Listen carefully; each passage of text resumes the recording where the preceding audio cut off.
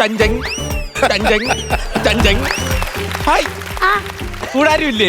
കൂടാരൊന്നുമില്ല, വീട്ടിന്റെ അടുക്കളപ്പുറത്തൊരു ഷെഡ് ഉണ്ട്.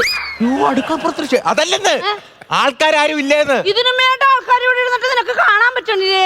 ഇവിടെ നിന്നാ ശരിയാവൂല, അകത്തോട്ട് തന്നെ പോവാ. ചഞ്ചങ്. അതെ അതെ അതെ അതെ അതെ. എന്താ കാല കെട്ടിച്ചാണ? അതെന്ന് വെച്ച് കഴിഞ്ഞാലേ, ഈ ഇടത് കാലിനെ കളഞ്ഞിട്ട് ഈ വലത് കാലെ ഇറങ്ങി ഓടിക്കളയും. അതുകൊണ്ടാണ് കെട്ടിവെച്ചേക്കുന്നത്. എന്താ ഇങ്ങനെയൊക്കെ പറയണ? ആദ്യം ഒരു കൂടാരം ഇങ്ങോട്ട് ഇട്ടില്ലേ, അതുകൊണ്ടാണ് ഒരു കാലക്കെട്ട് അങ്ങോട്ടൊക്കെ ഇട്ടത്. സെയിം ടു സെയിം ആയല്ല. ഞാൻ ചോദിച്ച അതല്ല, ചുമ്മാ വന്ന് ആശുപത്രി കിടക്കും. നിങ്ങൾ എന്തിനാണ് ഇവിടെ വന്ന് കിടക്കുന്നേന്ന്? എന്റെ കെട്ടിയ രമേശ് ചേട്ടനെ വണ്ടി ഇടിച്ച് കിടത്തിയേക്കണേ. വണ്ടി ഇടിച്ച് ഇതിന്റെ അകത്തോട്ട് കയറ്റിയോ?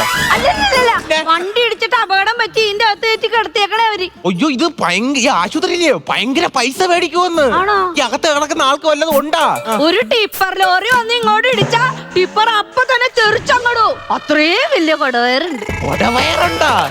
എന്റെ മാമനും ഉണ്ട് ഇതുപോലൊരു കൊടവയറുണ്ട്. മാമൻ അതിനും വേണ്ട ആഹാരം കഴിക്കോ? ആഹാരം കഴിക്കുമെന്ന് ഒരു പ്ലേറ്റ് ചോറിനിട്ട് അങ്ങനെ പീഡിപ്പിക്കുവാണ് ചെയ്യുന്നത്. അതുപോലുള്ള തീറ്റയല്ലേ ആൾക്കാരൊക്കെ ആനയൂട്ടെന്ന് പറയുമെന്ന്.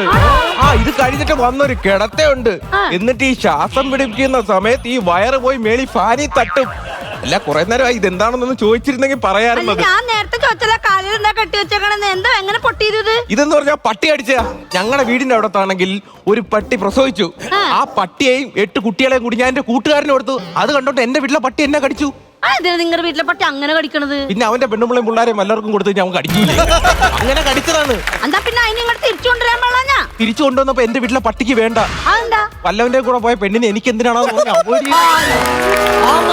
ആ പട്ടി ഇങ്ങോട്ട് വരട്ടെ. അവന്റെ വായിൽ ഞാൻ ടാർ ഒരുക്കി ഒഴിക്കുന്നുണ്ട്. അതെ, കാലെ കൊണ്ട് മരുന്ന് നോക്കും. പിന്നില്ലേ, എനിക്ക് ഇച്ചിരി കട്ടൻ ചായ മേടിക്കണേ. ഇവിടെ ചായക്കടകള്. ചായക്കട ആണെങ്കിൽ ദൂരം അവിടെ ക്യാൻറ്റീൻ ഉണ്ട്, അവിടെ പോയി കുടിച്ചോളൂ.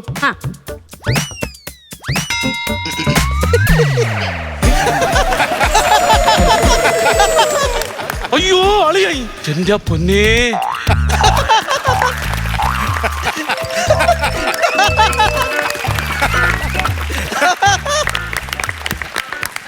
ഓ, കാലം പോയി.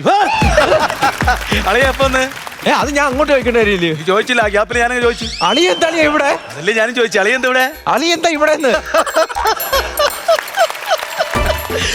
അയ്യോ, ഒരു തലവേദന. അതിങ്ങനെ കിടന്ന് ചിരിച്ചോണ്ടാണ് തലവേദന. അതല്ല ഞാൻ പോയ വഴിക്ക് ഒരു തലവേദന. അങ്ങനൊന്നും പറയണ്ട.